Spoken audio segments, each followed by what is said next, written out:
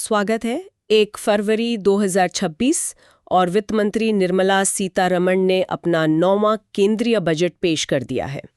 और हर साल की तरह आंकड़ों और योजनाओं की एक बौछार सी हुई है। हमारे पास इस बजट पर आधारित कई विश्लेषण और रिपोर्ट्स हैं।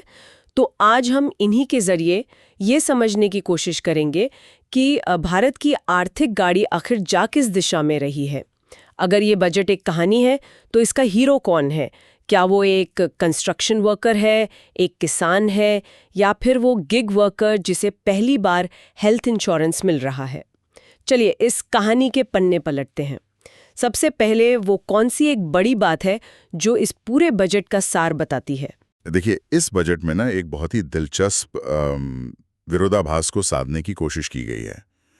एक तरफ सरकार ने भविष्य के लिए संपत्ति बनाने यानी कि कैपिटल एक्सपेंडिचर पर अब तक का सबसे बड़ा दांव लगाया है, और दूसरी तरफ उसने अपनी चादर से ज्यादा पैर नहीं पसारे, राजकोषीय घाटे को भी काबू में रखा है।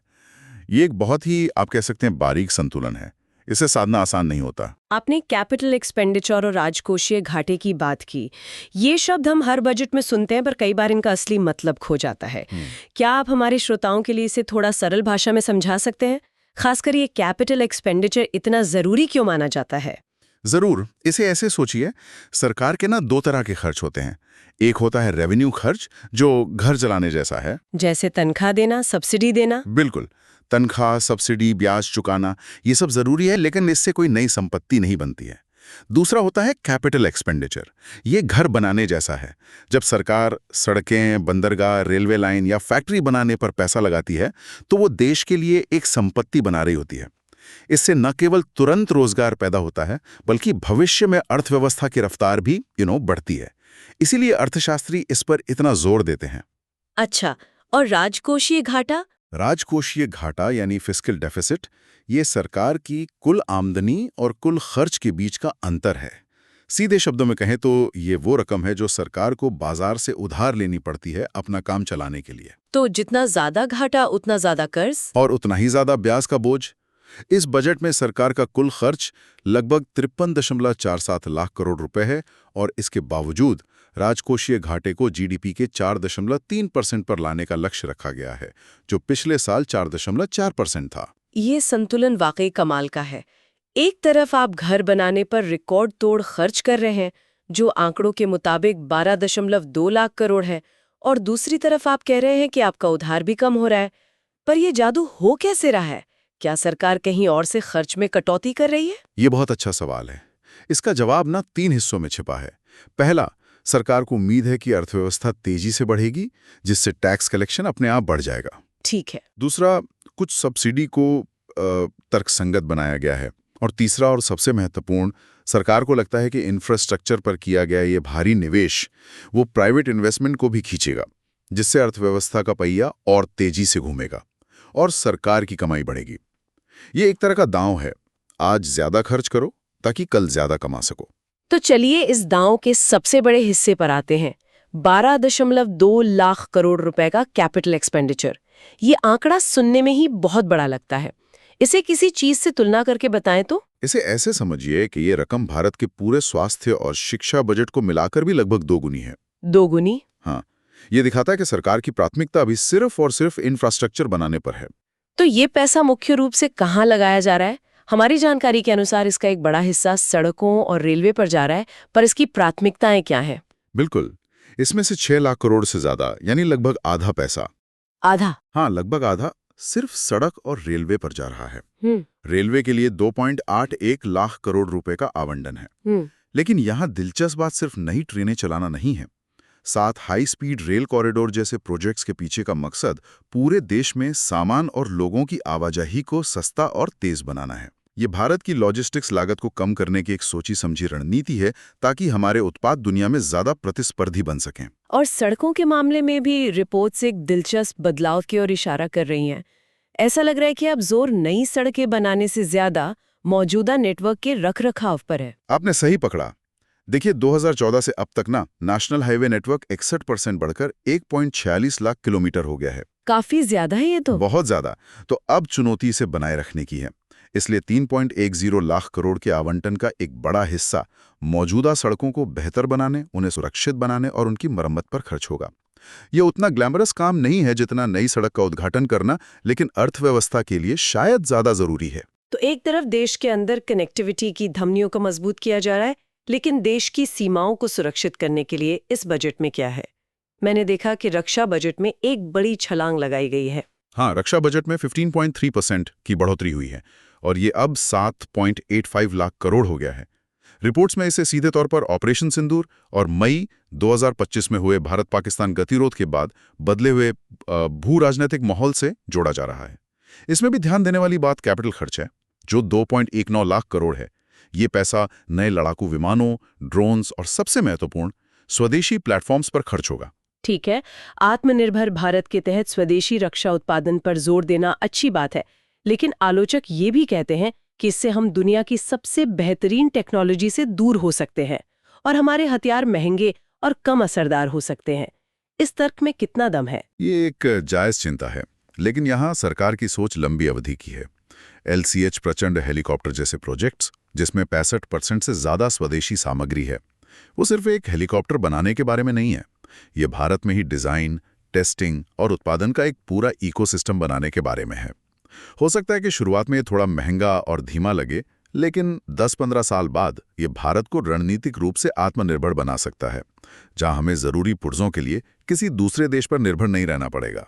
तो देश की सीमाओं से अब देश के अंदर आते हैं, जहां हमारी अर्थव्यवस्था की रीढ़ है, हमारे किसान और गांव। उनकी सुरक्षा और विकास के लिए इस बजट में क्या है? मैंने एक चौंकाने वाला आंकड़ा देखा। MGNRGA के आवंटन में भारी वृद्धि हुई है। हाँ, कृषि और ग्रामीण विकास को मिलाकर 4.35 लाख करोड़ से ज्यादा दिए गए हैं और इसमें MGNRGA के लिए केंद्र का हिस्सा बढ़ाकर 95,692 करोड़ रुपए करना वाकई चौंकाने वाला है, क्योंकि ये एक ऐतिहासिक ऊंचाई पर है। लेकिन इससे भी ज्यादा दिलचस्प एक और बदलाव है ना? और वो बदलाव है पारंपरिक फसलों से आगे देखने का। इस बजट में गेहूं, चावल से हटकर नारियल, चंदन, कोको जैसी उच्च मूल्य वाली फसलों पर जोर दिया गया है। बिहार में मखाना बोर्ड की स्थापना का ऐलान भी इसी दिशा में एक कदम है। ये दिखाता है कि सरकार अब ग्रामीण अर्थव्यवस्था को सिर्फ संकट से उबारने के नजरिए से नहीं देख रही, बल्कि उसे आय और संपत्ति बनाने का एक इंजन मान रही है। यानी किसानों को सिर्फ अन्नदाता नहीं बल्कि एक उद्यमी के तौर पर देखने की कोशिश। चलिए अब किसानों की आय से मध्यम वर्ग की आय पर आते हैं। टैक्स के मोर्चे पर क्या खबर है? नया इनकम टैक्स एक्ट 2025 लागू होने के बाद ये पहला पूर्ण बजट है, तो उम्मीदें बहुत थीं। यहाँ पर बजट का मुख्य संदेश है स्थिरता और सरलीकरण। मतलब कोई बड़ा बदलाव नहीं? नहीं, यानी टैक्स की दरों में कोई बड़ा बदलाव नहीं किया गया है। नए टैक्स रिजीम में 4 लाख रुपए तक कोई टैक्स नहीं है और 7,500 रुपए के स्टैंडर्ड डिडक्शन को मिला दें तो एक वेतनभोगी व्यक्ति के लिए 12.5 लाख रुपए तक की आय पर प्रभावी रूप से कोई टैक्स नहीं लगता है। सरकार का संदेश साफ है, हम अनिश्चितता नहीं चाहते, जो सिस्टम है उसे ही और आसान बना रहे हैं। लेकिन मैंने कुछ प्रक्रियात्मक सुधारों के बारे में पढ़ा है जो शायद कुछ लोगों के लिए बड़े बदलावों से भी ज्यादा मायने रखते हैं, जैसे विदेश पैसे भेजने पर लगने वाली TCS में कटौती। बिल्कुल, इसे एक उदाहरण से समझते हैं। मान लीजिए दिल्ली में रहने वाला एक परिवार अपने बच्चे की कॉलेज फीस के लिए अमेरिका में 20 लाख रुपए भेजता है। पहले उन्हें इस पर 5% यानी 1 लाख रुपए TCS के तौर पर देना पड़ता था, जो बाद में रिफंड होता था। अच्छा। अब ये दर घटाकर 2% कर दी गई है, यानी अब सिर्फ 40,000 देने होंगे। ये 60,000 रुपए की सीधी बचत नहीं है, लेकिन ये उस परिवार के कैश फ्लो के लिए एक बड़ी राहत है, क्योंकि उनका पैसा सरकार के पास फंसा नहीं रहेगा। एग्जैक्टली। वहीं दूसरी तरफ शेयर बाजार में डेरिवेटिव्स में ट्रेडिंग करने वालों के लिए एक बुरी खबर है। सिक्योरिटीज ट्रांजैक्शन टैक्स यानी STT बढ़ा दिया गया है।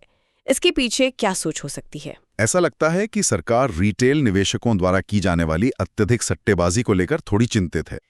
FNO सेगमेंट में बहुत ज्यादा लोग बिना समझे बूझे ट्रेडिंग कर रहे हैं और पैसा गंवा रहे हैं। तो STT बढ़ाकर सरकार शायद इस तरह की सट्टेबाजी को हतोत्साहित करना चाहती है, ताकि लोग लंबी अवधि के निवेश पर ध्यान दें। अब आते हैं भविष्य की तैयारी पर। यहाँ मुझे 2 घोषणाएं बहुत महत्वपूर्ण लगीं। एक है सेमीकंडक्टर और दूसरी है गिग वर्कर्स के लिए सामाजिक सुरक्षा। ये दोनों ही आज के भारत की हकीकत से सीधे तौर पर जुड़े हैं। बिल्कुल। इंडिया सेमीकंडक्टर मिशन 2.0 और इलेक्ट्रॉनिक्स कंपोनेंट मैन्युफैक्चरिंग स्कीम का बजट लगभग दोगुना करके 40,000 करोड़ करना ये एक बहुत बड़ा रणनीतिक कदम है। आज चिप्स यानी सेमीकंडक्टर तेल की तरह जरूरी हो गए हैं। आपकी कार से लेकर आपके फोन तक सब कुछ चिप पर चलता है। और अभी तक हम इसके लिए चीन और ताइवान पर निर्भर हैं। सही कहा। ये बजट उस निर्भरता को कम करने और सप्लाई चेन को भारत में लाने की एक ठोस कोशिश है। केरल, तमिलनाडु और ओडिशा में दुर्लभ खनिजों के लिए कॉरिडोर बनाने की घोषणा भी इसी दिशा में है। और गिग वर्कर्स, ये एक ऐसा मुद्दा है जो सीधे तौर पर करोड़ों युवाओं से जुड़ा है। जब मैंने पढ़ा कि 10 करोड़ से ज्यादा गिग और प्लेटफॉर्म वर्कर्स को आयुष्मान भारत के दायरे में लाया जा रहा है, तो मुझे लगा ये इस बजट का सबसे बड़ा और शायद सबसे जरूरी ऐलान हो सकता है। ये बहुत बड़ी बात है ना? ये बहुत ही महत्वपूर्ण कदम है, शायद इस बजट का सबसे दूरगामी प्रभाव वाला फैसला। ये पहली बार है कि गिग अर्थव्यवस्था, मतलब आपके फूड डिलीवरी वाले, कैब ड्राइवर्स, फ्रीलांसर्स, इन सबको संस्थागत रूप से सामाजिक सुरक्षा की पहचान मिल रही है। 5 लाख रुपए का स्वास्थ्य कवर मिलना सिर्फ एक वित्तीय मदद नहीं है, ये उन्हें देश की औपचारिक अर्थव्यवस्था का हिस्सा होने का एहसास दिलाता है। ये सोशल सिक्योरिटी कोड 2020 को लागू करने की नींव रखता है, जो भविष्य में इन वर्कर्स के लिए पेंशन और दूसरे लाभों का रास्ता भी खोलेगा। तो कुल मिलाकर ये बजट बहुत महत्वाकांक्षी लगता है। बड़े लक्ष्य हैं, बड़ी योजनाएं हैं, लेकिन हर कहानी में एक चुनौती होती है। इस बजट की राह में कौन से बड़े जोखिम हैं? अगर कुछ गलत हुआ तो क्या गलत हो सकता है? इसमें 3 बड़े जोखिम साफ दिखते हैं। पहला, पूरा बजट इस उम्मीद पर टिका है कि टैक्स से होने वाली आय 7.5% की दर से बढ़ेगी। ये तभी संभव है जब अर्थव्यवस्था तेजी से भागे। अगर कोई वैश्विक मंदी आती है या मॉनसून खराब रहता है, तो ये गणित बिगड़ सकता है और सरकार के पास पैसा कम पड़ जाएगा। बिल्कुल। और दूसरा और शायद सबसे बड़ा जोखिम है ब्याज का बोझ। ये एक ऐसा आंकड़ा है जिस पर ज्यादा बात नहीं होती। वित्त मंत्रालय को जो कुल 19.72 लाख करोड़ का आवंटन मिला है, उसमें से 17.22 लाख करोड़ यानी लगभग 92.5% सिर्फ पुराने कर्ज का ब्याज चुकाने में चले जाते हैं। 92%? जी। इसे ऐसे समझिए कि अगर सरकार 100 रुपए कमाती है तो उसमें से 92 रुपए 50 पैसे तो सिर्फ EMI भरने में चले गए। तो विकास के कामों के लिए हाथ में बहुत कम पैसा बचता है। हाँ, ये स्थिति सरकार की खर्च करने की क्षमता को सीमित करती है। और तीसरा जोखिम है क्रियान्वयन का, मतलब योजनाओं को जमीन पर उतारने की चुनौती। कागज पर 12.2 लाख करोड़ का कैपिटल एक्सपेंडिचर आवंटित करना एक बात है, और उसे समय पर और सही तरीके से खर्च करना बिल्कुल दूसरी। हमारा पुराना रिकॉर्ड बताता है कि हम आवंटित बजट का 85-90% ही खर्च कर पाते हैं। अगर इस विशाल राशि का पूरा उपयोग नहीं हुआ तो विकास पर इसका जो असर दिखना चाहिए वो नहीं दिखेगा। तो कुल मिलाकर ये बजट राजकोषीय अनुशासन बनाए रखते हुए कैपिटल इंटेंसिव विकास का एक स्पष्ट रोड मैप पेश करता है। इसका इरादा भारत को दुनिया की तीसरी सबसे बड़ी अर्थव्यवस्था बनाने की नींव को और मजबूत करना है। हाँ, इरादा तो यही है। सफलता इस बात पर निर्भर करेगी कि योजनाओं को जमीन पर कितनी अच्छी तरह से उतारा जाता है, वैश्विक अनिश्चितताओं के बीच राजस्व कितना स्थिर रहता है और हम ब्याज के बोझ को कैसे संभालते हैं। आज की इस चर्चा से ये साफ है कि 2026 का बजट ढांचागत विकास, स्वदेशी निर्माण और अर्थव्यवस्था के उस हिस्से को औपचारिक बनाने पर दांव लगा रहा है जो अब तक हाशिए पर था। हाँ, ये विकसित भारत 2047 के लिए एक आर्थिक और ढांचागत रोडमैप प्रस्तुत करता है। इस चर्चा को समाप्त करते हुए एक विचार छोड़ जाते हैं। ये बजट विकसित भारत का वित्तीय और ढांचागत खाका तो खींचता है, लेकिन इस 2047 के लक्ष्य को सही मायने में हासिल करने के लिए किन अनकहे सामाजिक या सांस्कृतिक बदलावों की जरूरत होगी, जिन पर शायद अभी बात नहीं हो रही है।